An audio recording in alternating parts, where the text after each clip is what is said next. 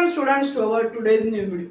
आज हम अपोप्टोसिस का एक ऐसा पाथवे पढ़ने वाले हैं जो बहुत ही यूनिक और रिसेप्टर मेडिएटेड है।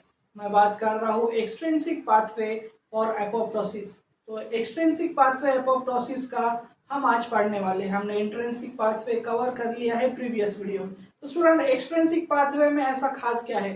तो स्टूडेंट एक्सट्रिंसिक पाथवे अपोप्टोसिस का मेनली टी सेल हमारे इम्यून सिस्टम मेडिएटेड होता है और यहाँ पर रिसेप्टर और लिगेंड की बाइंडिंग होती है और इन्हीं बाइंडिंग के बाद एक कैस्केड ऑफ रिएक्शन ट्रिगर होती है और यही कैस्केड ऑफ रिएक्शन ठहराती है कि सेल को मारना है कि नहीं, क्योंकि अपोप्टोसिस का मतलब ही है यानी सेलुलर डेथ। और इसे 1946 में काइलर नाम के साइंटिस्ट ने डिस्कवर किया था इस फिनोमिनन को। तो स्टूडेंट एपोप्टोसिस बहुत ही यूनिक प्रोसेस है। हमारे सेल के अंदर डेली 10 से 7 बिलियन तक के सेल डेली एपोप्टोसिस होते रहते हैं और इतने सेल रोज एपोप्टोसिस होने के बाद भी हमारी बॉडी नए सेल बनाती रहती है। और एपोप्टोसिस का मैकेनिज्म सेल्फ सेल के खिलाफ भी होता है और जो फॉरेन सेल हमारे बॉडी में एंटर होते हैं उसके खिलाफ भी। तो स्टूडेंट एक्सट्रिंसिक पाथवे मेनली जो हमारे बॉडी के अंदर बैक्टीरिया, वायरसेस या और दूसरे फॉरेन पार्टिकल जब एंटर होते हैं तब ये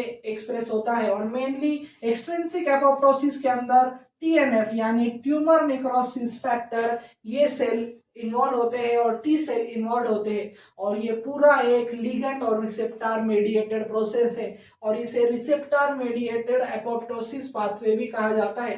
तो स्टूडेंट रिसेप्टर और लिगेंड में कब से कह रहा हूँ, पर आपके कंसेप्ट के लिए बता दूं, लिगेंड और रिसेप्टर एक लॉक एंड की तरह होते हैं। लिगेंड यानी सिग्नल, ये हमारा लिगेंड है, ये आया और ये रिसेप्टर जो सेल की सरफेस पर प्रेजेंट है वहां पर बाइंड हुआ और बाइंडिंग के बाद एक कैस्केड ऑफ रिएक्शन ट्रिगर होती है। तो उसी को हम आज देखने वाले हैं। तो स्टूडेंट एक्सट्रिंसिक पाथवे चलो स्टार्ट करते हैं। तो स्टूडेंट एक्सट्रिंसिक पाथवे बहुत ही इजी है। यहाँ पर है फास लिगेंड, दो तरह के भाई है, एक है फास एल और दूसरा भाई है फास आर और ये दोनों भाई अलग अलग सेल के रिसेप्टर पर प्रेजेंट होते हैं और दोनों की बाइंडिंग से तबाही मच जाती है।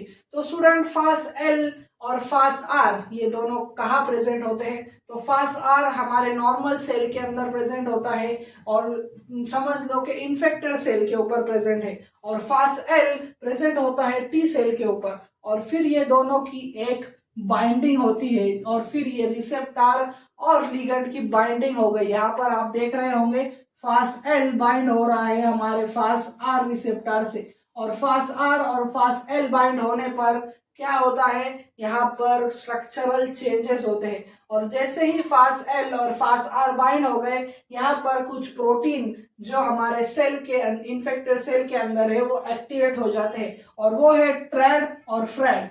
ट्रेड और फ्रेड ये भी दो ऐसे भाई है जो इन दोनों लिगेंड फास एल और फास आर के बाइंडिंग के बाद ये दोनों एक्टिवेट हो जाते हैं और ये दोनों मिलकर बनाते हैं डेथ डोमेन। इसके नाम में ही लिखा है डेथ डोमेन, यानी ये डोमेन ऐसा है जो सेल की सेलुलर डेथ के लिए रिस्पॉन्सिबल है और इसके आगे के प्रोटीन सेल की अपोप्टोसिस कराते हैं, इसलिए इसका नाम ही डेथ डोमेन है। तो स्टूडेंट ट्राड और फाड मिलकर बनाते हैं डेथ डोमेन और जैसे ही ट्राड और फाड एक्टिवेट हो जाते हैं तो यहाँ पर डेथ डोमेन का डाइमराइजेशन हो जाता है। क्या हो जाता है स्टूडेंट्स? डेथ डोमेन डाइमराइज हो जाता है यानी ये एक्टिवेट हो गया है। और जैसे ही डेथ डोमेन का डाइमराइजेशन हो गया स्टूडेंट तो डेथ डोमेन एक सिग्नल देता है ट्राड और फाड में से फाड वाले भाई को, यानी फैड को सिग्नल देता है कि जाओ और बाइंड हो जाओ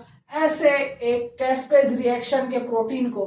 तो ये जाकर क्या करता है स्टूडेंट? फाड जाकर प्रोकैस्पेज नाम के प्रोटीन को बाइंड हो जाता है और उसे कहता है कि अभी डेथ रिसेप्टर ने डाइमराइजेशन कर लिया है, डेथ डोमेन ने डाइमराइजेशन कर लिया है, अब तुम्हें एक्टिवेट होना होगा और ये कैस्पेज नाम के प्रोटीन एक्टिवेट हो जाते हैं और कैस्पेज नाम के प्रोटीन अगर सेल के अंदर एक्टिवेट हो जाए तो समझ लेना उस सेल की डेथ पक्की है, यानी उसका सेलुलर एपोप्टोसिस होने वाला है, क्योंकि कैस्पेज नाम के प्रोटीन कंटिन्यूअसली एक कैस्केड ऑफ रिएक्शन बनाते हैं यानी एक चेन ऑफ रिएक्शन करके उस सेल की डेथ करा देते हैं। तो स्टूडेंट्स फाड नाम के भाई ने जाकर प्रोकैस्पेज 8 को के कान में कह दिया कि डेथ डोमेन ने कहा है कि कैस्पेस को एक्टिवेट कर दो, फिर जाकर प्रोकैस्पेस 8 एक्टिवेट होता है।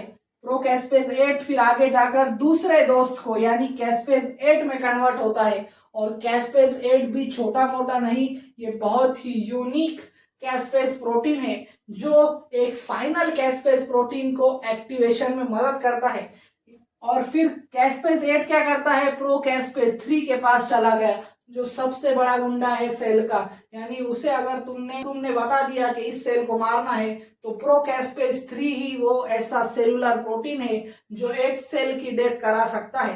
तो प्रोकैस्पेस 3 अब एक्टिवेट हो गए है और किसने एक्टिवेट किया है, कैस्पेस 8 ने। और फिर प्रोकैस्पेस फाइनल प्रोटीन सबसे dangerous molecule of the cell यानी कैस्पेस 3 के अंदर कन्वर्ट हो जाता है। और फिर कैस्पेस 3 का क्या काम है वो तो आप सब जानते ही है, सेलुलर एपोप्टोसिस, सेल की डेथ करा देता है।